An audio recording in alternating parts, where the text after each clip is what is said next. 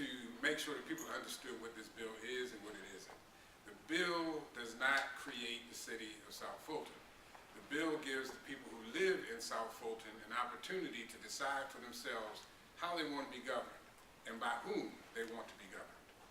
Right now that area is being governed by people who don't live in the area, and as a result of that, they are not sensitive to the needs and the conditions under which people are living in the area.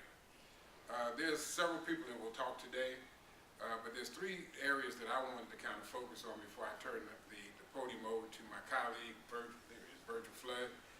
And one of them has to do with the school system and the uniqueness of this particular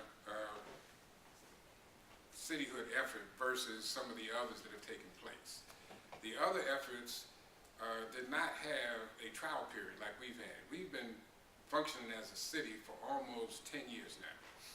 The area has we were forced, as you know, to set up a separate tax, a special service tax, that is only being paid by that area.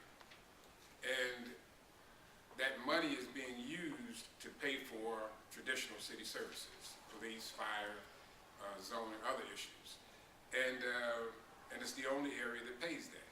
So we've had a test period to see whether or not the city is functional, whether the city can deal with and somebody else will talk about the financial piece of it, but it's clear that the city is financially solvent, and it will continue to be so. And when we get our fair share of the sales tax that we're not getting because we're not a city, this will be a very lucrative and potentially beneficial area for many, many people. So that's what we want to make sure that people understand. Good morning. Good morning. My name is Jason Sebastian, and I'm a citizen of South Fulton County, and I have been active in the push for cityhood maybe for the last four years or so. And as I was sitting there and trying to decide what to say, I realized that 5 years ago I did not know anyone in this room. But I got invited to a meeting, and basically it was come and understand a very large issue that's potentially going to negatively affect your region. And so one of the things for me was digging into the numbers, because I'm just naturally a numbers person.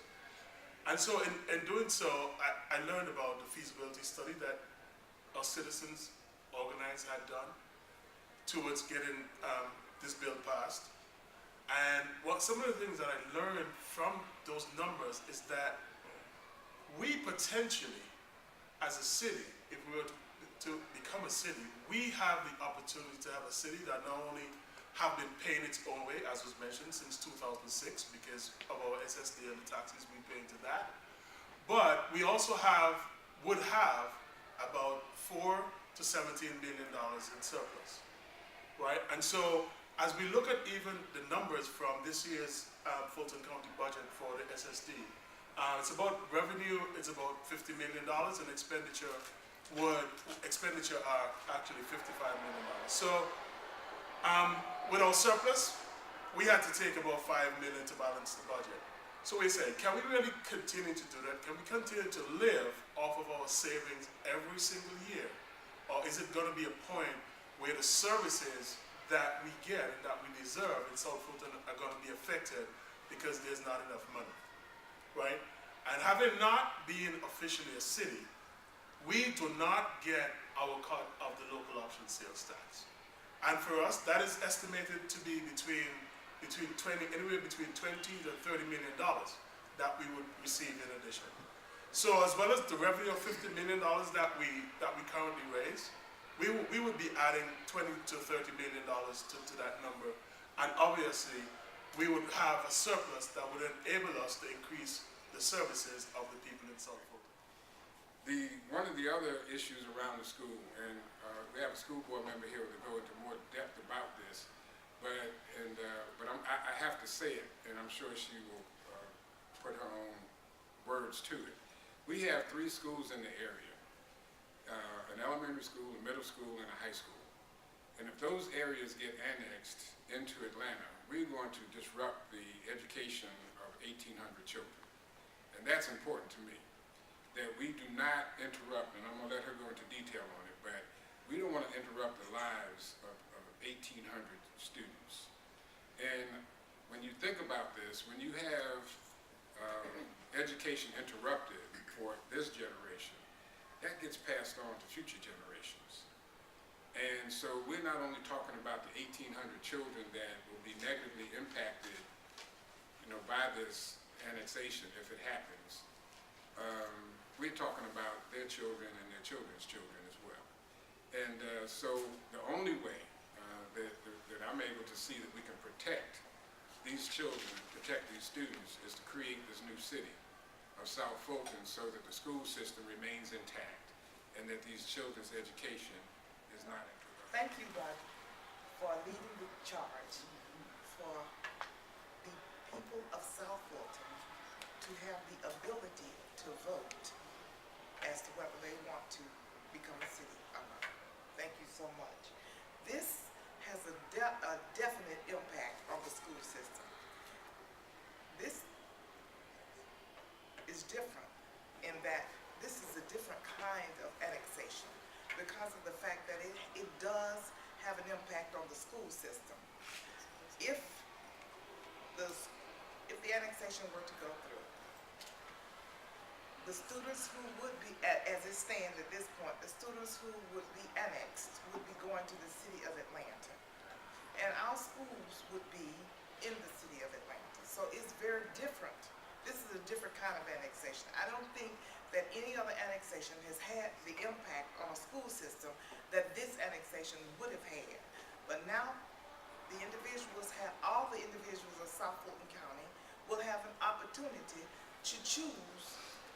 Basically, what you're going to choose is whether you go to the city of Atlanta schools or Fulton County schools. To the surrounding cities, to the cities that would be our neighbors, that are now trying to go through this process of annexing everything they can get their hands on, I ask you to step back and not look at this new city as an enemy. You need to look at this new city as an ally in all of the regional issues that we have to deal with. If you bust this up into little pieces and you send it all over the place, you are really destroying what could potentially be a huge ally in regional issues around transportation, around education, around all kinds of things that we could do better as a city intact, as opposed to a city broken into little bitty pieces and spread out all over the place. So I ask you to back off of the back off of these annexation efforts and give the people of South Fulton an opportunity to decide their own fate, their own destiny, just like you had an opportunity to do that when you created your city. That's all I'm asking. Give these people an opportunity to decide their own fate, their own destiny, and support this cityhood effort. And I'm going to turn it over to Good morning. Good morning. My name is Virgil Flood. I'm a state representative in House District 64 and have represented South Fulton and North Fayette for the last 14 years. And I just want to say two things. First of all, I want to say thanks. First and foremost to my friend and colleague, Representative Roger Bruce, who's been at the forefront of this issue for a number of years, not just in the most recent 3 years, but going back to 2006, 2007. He's been a stalwart, a phenomenal advocate, and not just because it's good policy and it makes good sense, because it's an area where he lives, where his family is, where his children have gone to school, and so he's affected by it personally, but also understands the implications, and he spoke about the opportunities for economic development and what is unincorporated South Fulton today, and what could be a major regional partnership for the existing cities over the next couple of years. I want to thank the other legislators who were very active and involved with this, Representative Don Blackett-Jones, who could not be here, Representative Ronnie Mabra, particularly Senator Donzella James. She was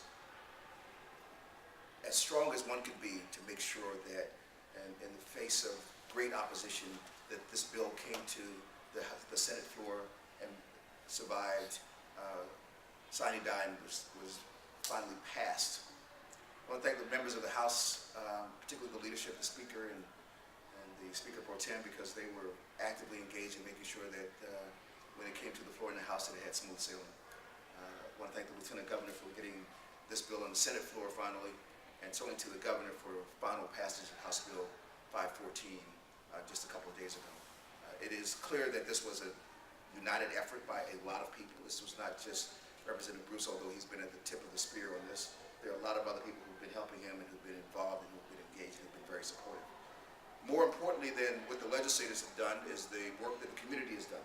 The leaders in the community have been fighting with us and for us and behind us and in front of us for a number of years, and not just since the first bill came up, but for years and years as services in South Fulton were being requested and sometimes denied.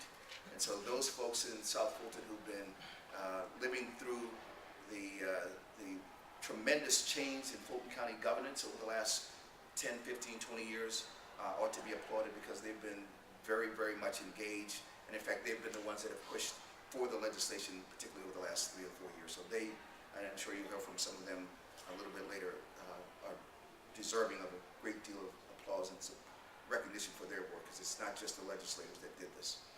And then secondly, I want to point out that there have been any number of meetings that I've attended personally and others that I couldn't, but the overwhelming support that I've seen and heard by the people who live in South Fulton. As I mentioned, I've represented the area for the last 14 years and have been in numerous meetings, large meetings, small meetings, one-on-one conversations, and overwhelmingly, the people in South Fulton have said, in my presence, that they want to have the opportunity to choose their own destiny.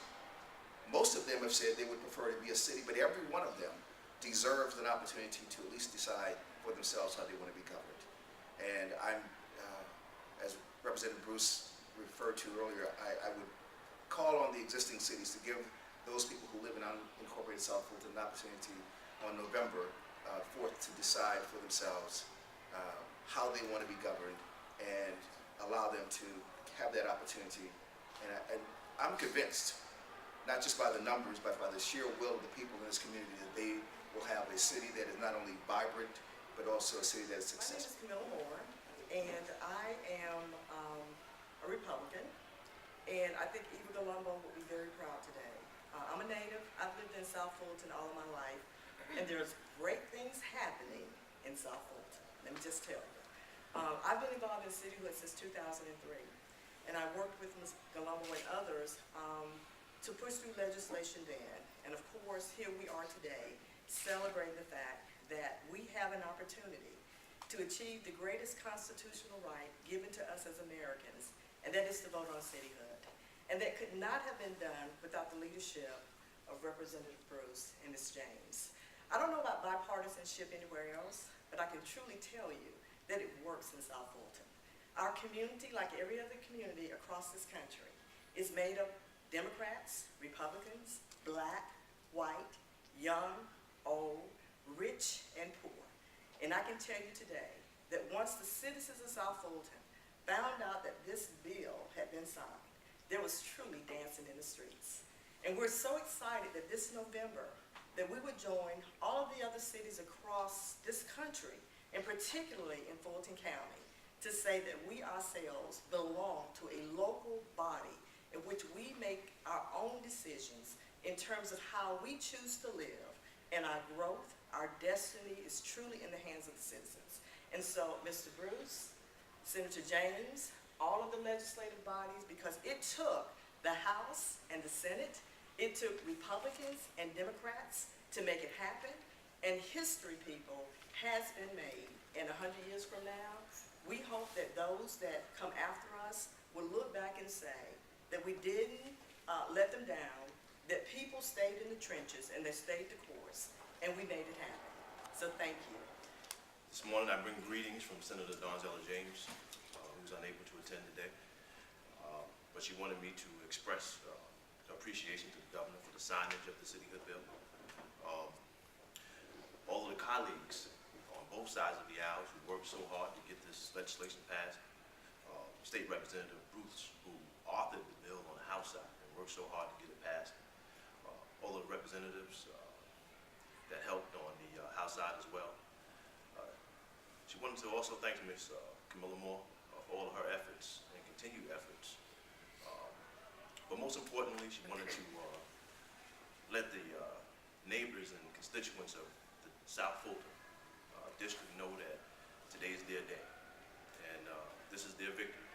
And as a result of all the hard work, she fought for them, went around the district, and they told her, we want you to champion the cause. We don't want to wake up one day and be in another city that we didn't have the opportunity to vote on. And so today is their day. Now they have the opportunity to go to the polls and decide whether they want to make South Fulton a city or not. Thank everyone for coming. Morning. My name is Louis Bell, and I'm a retired Delta Airlines captain. And for 37 years, I have been a resident of unincorporated South Fulton County.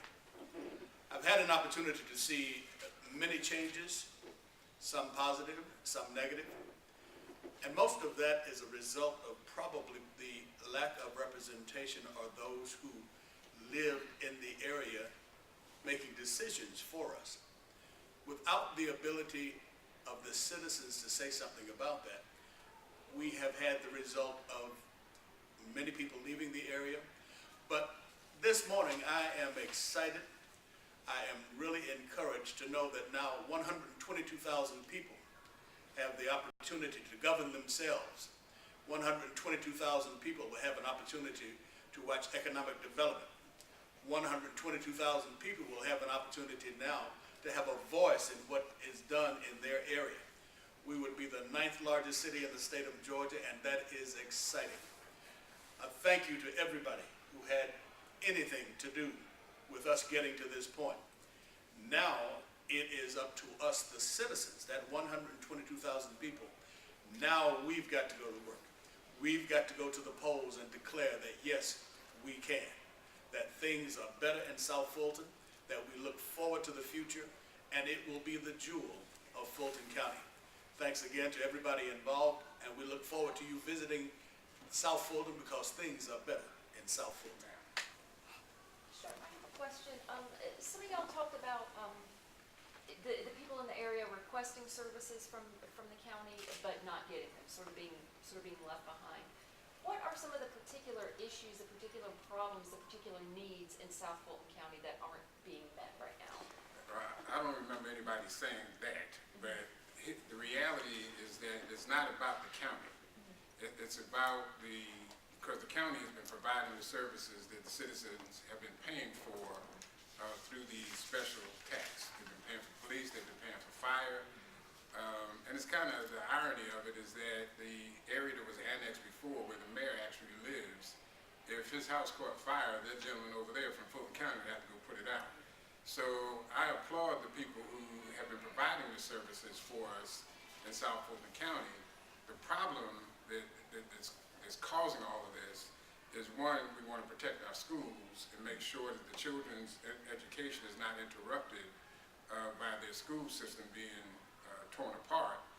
And secondly, people want to be able to govern for themselves. There's a lot of vacant land in South Fulton County, and the people who live there want to have some say in how that land is developed, how it moves forward. So this is not about any issue with the county. It's about the people in the area having an opportunity to decide for themselves what it is, how they want to be governed and how they want to live. So that's it. Other questions? Yes.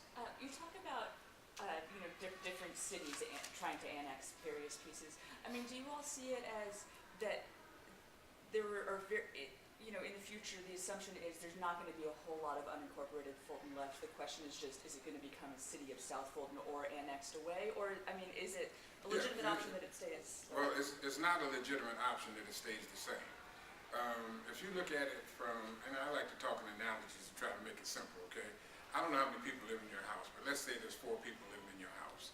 And your house note is $2,000. And you are dividing that up with 4 people. So 2 of them move out. Your mortgage remains the same. So now only 2 people are paying for it.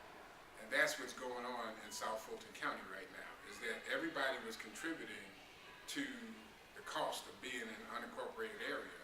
But as they continue to cherry pick off the different pieces of it, there are fewer people there to pay for the services. And at the same time that we're doing all of that, that area is subsidizing the other cities because they're not getting their fair share of the tax base. And so why, I mean, it's not logical to continue in that mode. It doesn't make any sense. And so that's why citizens have decided, okay, look, let's take control of our own destiny. Let's make sure that we are in control of how we are governed and who governs us. And force people who live in the area to be the ones to make those decisions. Other questions? Like you want to raise your hand, go ahead. People still have the option to decide to be annexed, though. It's a decision that they're making. So can you explain why voting is a more valid decision than asking to be annexed?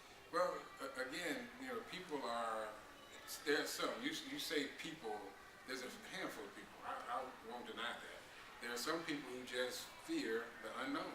I mean, there's just no other way to explain it.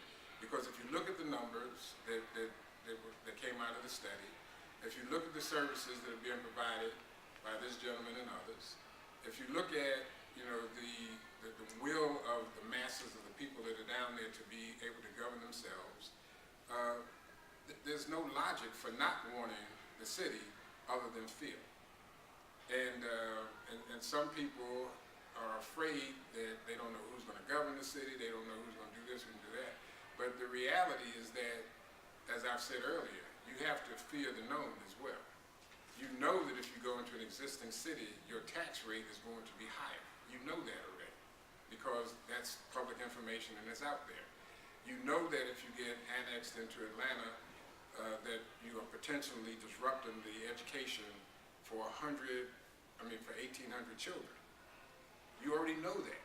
So why would you do something that you know is going to be harmful out of fear for the unknown? And this unknown is really not unknown because we've been doing it for almost 10 years now. The city has been functioning without the benefits of being a city. So it is not really unknown. And but there are some people who just have to, it's going to take them a little longer to get it. And that's what's going to happen between now and November, is that people in this room and those that are not here are going to make sure that those that don't get it yet, get it. What would cityhood mean for property tax rates? Would they go up, or would the lost money make up for that? What's projected to happen there? The likelihood of the taxes going up anytime soon are very low. And the reason for that is that, as I said before, the city is operating already. And so we know how much it costs to operate this city. And it's being operated with tax dollars that are being paid only by the people who live in the area. If you add to that tax dollar that's already being collected, the money from the sales tax, you're talking about close to $20 million, $22, $23 million. And so most of that would be surplus because it's already operating without that. And so the likelihood of taxes going up, I'll never say taxes won't go up because at some point, who knows?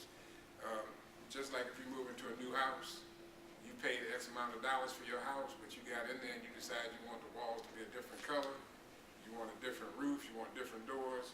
You know, if they want more services, then they're going to have to pay for it. But if things remain flat as they are right now, I don't see the taxes going up.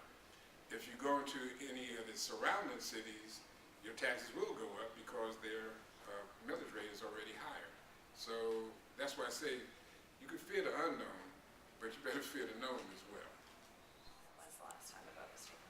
I think part of that is because the last go around, people were confused. It wasn't done in a time frame that gave people an opportunity to really understand the issues. And I think people at that point in time, they just wanted to be left alone. They just wanted to remain unincorporated. They didn't want to go into any city at all. Unfortunately, they weren't left alone. Over these last 10 years, the surrounding cities have picked off the pieces that they wanted. And as a result of that, it's no longer a question of can you stay as you are, because you already have not been able to stay as you were. A lot of times, decisions are made purely on the basis of political parties, and that all went out the window this go round. And I'm very, very proud of my colleagues, and thankful to my colleagues, and for the governor to sign the bill, for the Speaker of the House, for the Lieutenant Governor, for everybody that participated in making this happen. I mean, it's just hard to say how much I appreciate what